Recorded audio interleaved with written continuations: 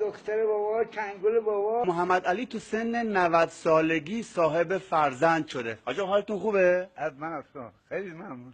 آجا پسر دختره؟ دخترم ولی کلا ناز دخترم بشن. آجا اسمش چی گذاشتید؟ اسمش چی بود؟ هانیه. هانیه. یادتون نبود آجا؟ نه مجزمون نمیگه هانیه. میگن فرزند نمک زندگیه. ای باری کلا دختر بابا قشنگ بابا بیدار شو. آجا چقدر دوست داری دخترتو؟ خیلی از حد بزر. چرا آخر پیری یعنی که بچه خدا بمدد از 3 ساله یه نخ موه بچه باز میلیارد دار سربت من مقابل نمیکنم. و روزی فرزند که با خداست. رزقش از ما کنی اینا قبل انگه بچه دنیا بیا رزقش اومده.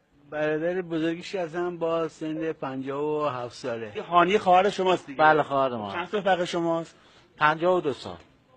خیلی حس خوبیه مثلا یه عمه کوچیکتر خودت داشته باشی، عمه میتونه بچه‌مون هم بازی باشه، خیلی برامون خوبه، احساس خوبیه.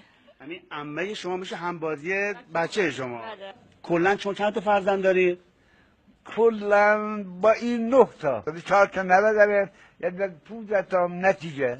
و آرزوی آقا محمد علی 90 ساله برای دخترش. انشالله بزرگ میشه مرفز مدرسه درس بخونه. بابا دختر بابا چنگل بابا چطوری؟